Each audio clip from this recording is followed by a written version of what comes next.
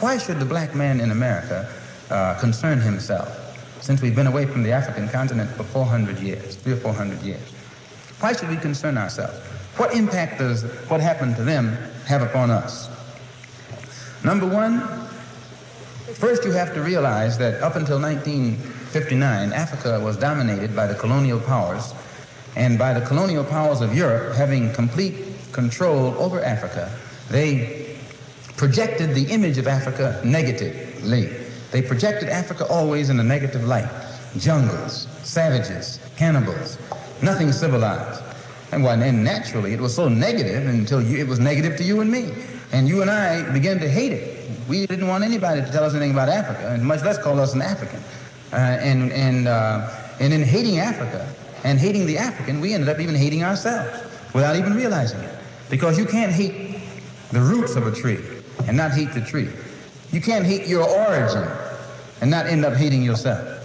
You can't hate Africa and not hate yourself. And you show me one of these people over here who have been thoroughly brainwashed, who has a negative attitude toward Africa, and I'll show you one that has a negative attitude toward himself. You can't have a negative attitude toward yourself, a positive attitude toward yourself, and a negative attitude toward Africa at the same time. To the same degree that your attitude, that your understanding of, an attitude toward Africa becomes positive, you'll find that your understanding of and your attitude toward yourself will also become positive. And this is what the white man knows.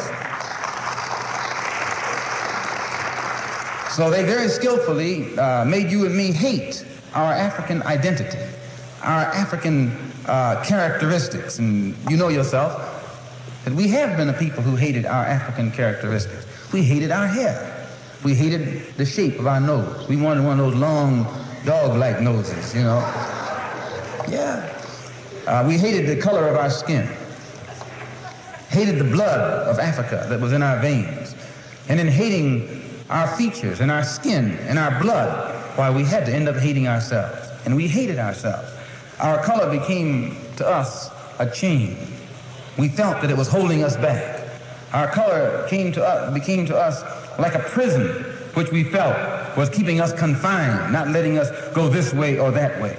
And we felt that all of these restrictions were based solely upon our color, and the psychological reaction to that would have to be that as long as we felt imprisoned or chained or trapped by black skin, black features, and black blood, that skin and those features and that blood that was holding us back automatically had to become hateful to us. And it became hateful to us. It made us feel inferior. It made us feel inadequate. It made us feel helpless. And when we fell victim to this feeling of inadequacy or inferiority or helplessness, we turned to somebody else to show us the way.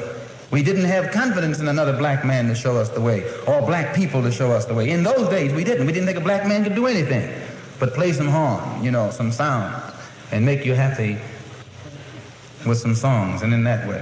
But in serious things, where our food, clothing, and shelter was concerned, and our education was concerned, we turned to the man. We never thought in terms of bringing these things into existence for ourselves. We never thought in terms of doing things for ourselves, because we felt helpless. And what made us feel helpless was our hatred for ourselves. One of the things that made the Black Muslim movement grow was its emphasis upon things African. This was the secret to the growth of the Black Muslim movement. African blood, African origin, African culture, African ties.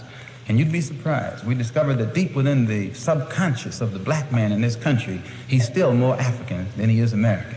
He thinks that he's more American than African because the man is jiving him, and the man is brainwashing him every day, telling him, you're an American, you're an American. Man, how could you think you're an American and you haven't ever had any kind of American treat over here? You have never.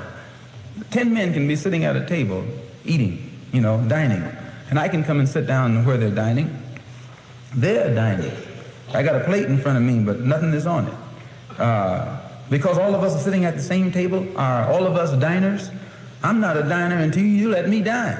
Then I become a diner. Just being at the table with others who are dining doesn't make me a diner. And this is what you got to get in your head here in this country. Just because you're in this country doesn't make you an American. And no, you got to go farther than that before you can become an American. You got to enjoy the fruits of Americanism. And you haven't enjoyed those fruits. You've enjoyed the thorns. You've enjoyed the thistles, but you have not enjoyed the fruits. No, sir. So I point these things out, brothers and sisters, so that you and I will know the importance in 1965 of being in complete unity with each other, harmony with each other, and not letting the man maneuver us into fighting one another. I say that again, that I'm not a racist. I don't believe in any form of segregation or anything like that. I'm for the brotherhood of everybody, but I don't believe in forcing brotherhood upon people who don't want it. As long as we practice brotherhood among ourselves, and then others who want to practice brotherhood with us, we practice it with them also. We're for that. But I don't think that we should run around trying to love somebody who doesn't love us. Thank you.